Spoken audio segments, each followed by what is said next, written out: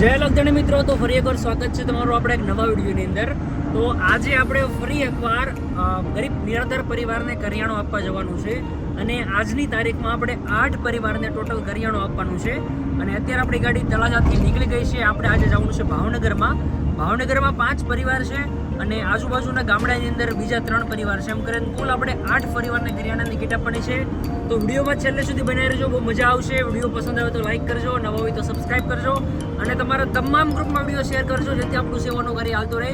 બાકી આજે આપણે યારે ફરી એકવાર ભીમજીભાઈ છે, પ્રદીપભાઈ ઇકોવાળા છે, વિક્રમભાઈ બારિયા છે અને અલગધણી આશ્રમ રામમંડળ નોંધારણ ચેરિટેબલ ટ્રસ્ટના સહયોગથી આજે આપણે 8 પરિવારને કરિયાણાની કીટ આપવાની છે. પાછળ કરિયાણું પડ્યું છે અને કરિયાણા સાથે સાથે જે તેલના કેન આવે છે એ આપણી પાસે અત્યારે છે નહીં. એટલે માટે ભાવનગર આપણે જવાનું છે. સહજ સિંગતેલની જે ઓફિસ છે ત્યાં જઈને આપણે 8 કેનનો ઓર્ડર આપવાનો છે અને સહજ સિંગતેલ લઈને પછી આપણે જશું કરિયાણાની કીટ આપવા માટે. તો મિત્રો, ભાવનગરમાં જે સહજ સિંગતેલની ઓફિસ છે ત્યાંથી આપણે 6 કેન લઈ લીધા, કારણ કે 1 કેન આપણી પાસે પડ્યું હતું અને ટોટલી આજે 7 કેન લઈને આપણે 7 પરિવારને કરિયાણાની કીટ આપવાની છે. એક જગ્યાએ એક માજીને આપવાનું હતું પણ એ માજી અત્યારે ઘરે છે નહીં, એટલા માટે એમને પછી આપશું. અને પ્રદીપભાઈ, તો હવે ક્યાં રૂટ ઉપર હાલવાનું છે આપણે? ભરતનગર. તો મળીએ ભરતનગરમાં જે કરિયાણાની કીટ આપવાની છે પરિવારને. બાકી જો આ સહજ સિંગતેલની ઓફિસ છે ત્યાંથી આપણે 6 કેન લઈ લીધા છે અને જઈએ હવે ભરતનગરમાં. હાલો ભાઈ. તો મિત્રો, જે પરિવારને કરિયાણું આપવાનું છે એ પરિવારને ગોતતા ભરતનગર પહોંચી ગયા છીએ અને આપણી યારે અત્યારે શૈલેષભાઈ જે આપણા મંડળમાં સેવા કરવા આવે છે. ભાઈ ભળી ગયા. શૈલેષભાઈ, કેમ છો? મજામાં? અમારા દર્શક મિત્રોને જય સિયારામ કહી દો પહેલા.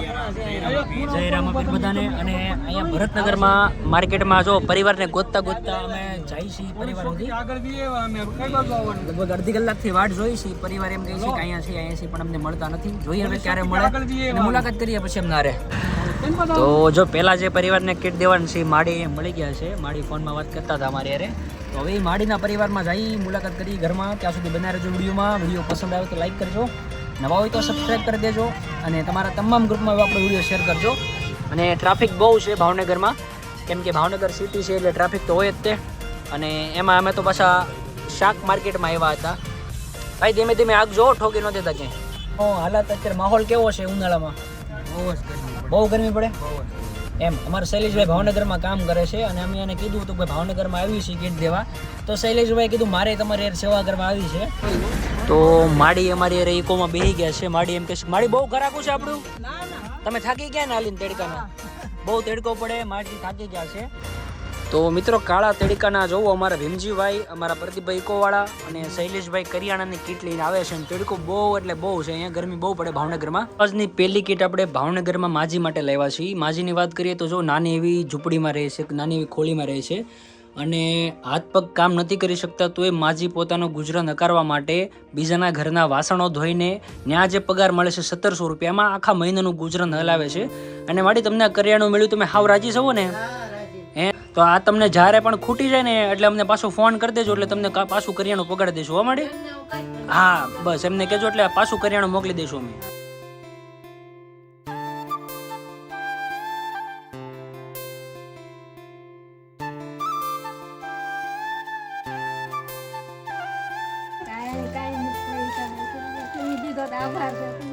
એમ આવું કોઈ દઈ જતું તમને? કોઈ આવું તમને આજુબાજુમાંથી કોઈ મદદ કરતું?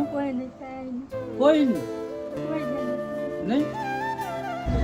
તો મિત્રો, 2 પરિવારને કીટ આપ્યા બાદ આપણે હવે રેલવે સ્ટેશન વાળા વિસ્તારમાં કીટ આપવાની છે. પછી બીજા જે પરિવારને કીટ આપી છે એમાં પણ તમે જોઈ શકતા હશો ઘરની હાલત એકદમ હાવ પડી જાય એવી છે અને ઉપરથી ટેકા આવે છે, ટેકાએ હાવ પડી જાય એવા છે, મકાન જ પડી જાય એવું છે.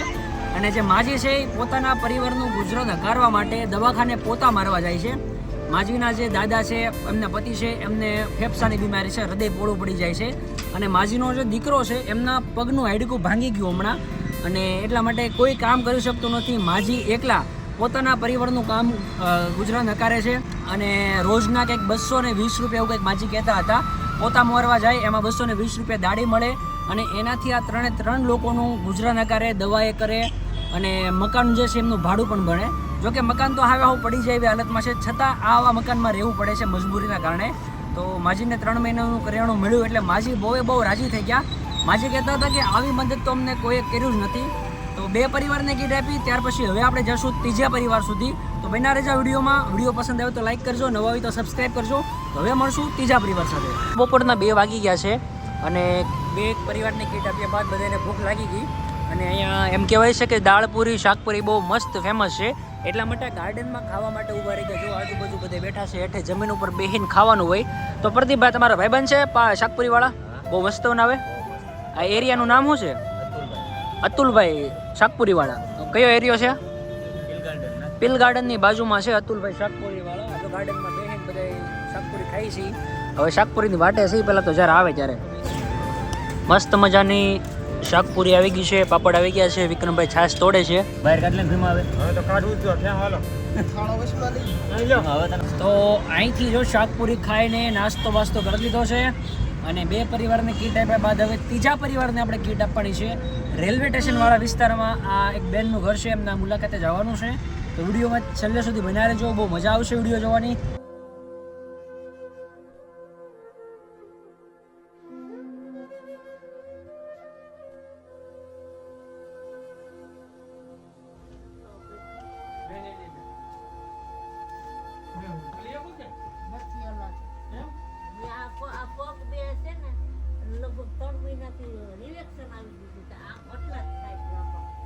તો મિત્રો આજના દિવસની અંદર આપણે ટોટલ 6 પરિવારને કરિયાણાની કીટ આપી છે. પહેલા 2 પરિવારને કીટ આપી, ત્યાર પછી 4 પરિવારને કરિયાણાની કીટ આપેલી છે. અને બધા પરિવારની પરિસ્થિતિ તમે વિડીયોની અંદર જોઈ શકતા હશો, એકદમ ખરાબ પરિસ્થિતિ છે. કોઈક પરિવાર એવો છે કે જ્યાં પોતાનો દીકરો નથી, આગળ પાછળ કોઈ નથી. કોઈ પરિવાર એવો છે કે માતા એમની દીકરી સાથે રહે છે.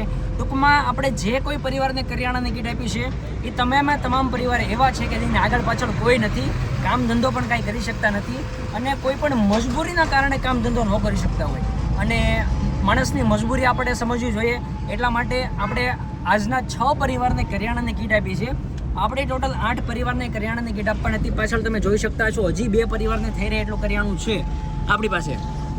પણ જે 2 પરિવારને કરિયાણાની કીટ આપવાની હતી એ 2 પરિવાર આજે ઘરે હાજર ન હતા, કારણ કે કોઈ પણ બીજી જગ્યાએ કામે અથવા બીજી કોઈ જગ્યાએ લગ્નમાં ગયેલા હોવાથી એ પરિવારને આપણે કરિયાણું નથી પહોંચાડી શક્યા.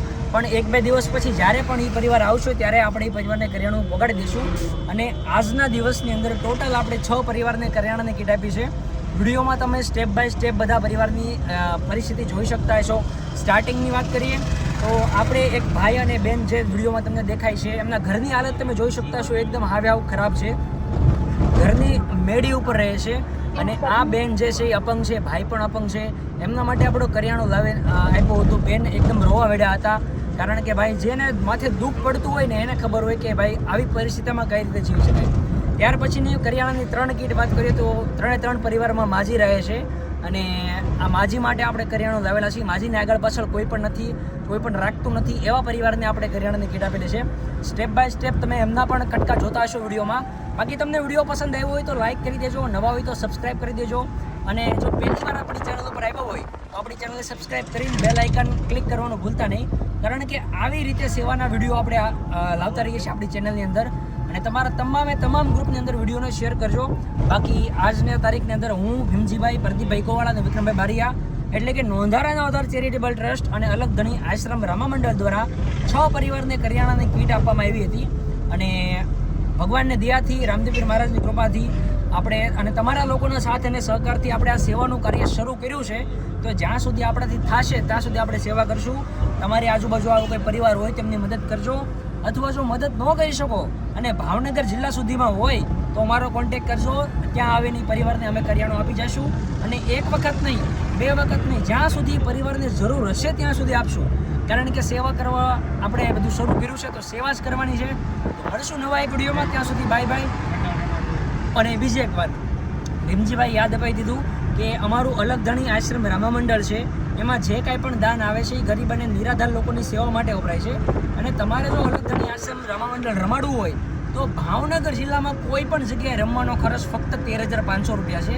અને એ ખર્ચો શેનો છે? વાહન ભાડું, સાઉન્ડ ભાડું અને જે વગાડવાવાળા પાણીવાળા આવે છે, જેમ કે તબલાવાળા, ઓર્ગનવાળા, પેડવાળા, એમનો ખર્ચ છે. બાકી રમવાના અમે કાંઈ પૈસા લેતા નથી. અને ભાવનગરથી દૂર જવાનું થાય તો ખર્ચો થોડો વધી શકે, તમે પણ સમજી શકો છો, કારણ કે જેમ જેમ કિલોમીટર વધે એમ ખર્ચ વધતો જાય તમામ લોકોનો. તો તમારે અમારું રામા મંડળ રમાડવું હોય તો સંપર્ક કરજો. સ્ક્રીન ઉપર નંબર આપેલો છે. એમાં જે દાન આવશે એ ગરીબ અને નિરાધાર લોકોની સેવા માટે વપરાશે. બાકી મળશું એક નવા વિડીયોમાં. ત્યાં સુધી બાય બાય. વિડીયો ગમ્યો હોય તો લાઈક કરજો, નવા હોય તો સબસ્ક્રાઇબ કરજો. હવે કાંઈ બાકી વિડીયોને શેર કરવાનું ભૂલતા નહીં. તો મળશું એક નવા વિડીયોમાં. ત્યાં સુધી બાય બાય.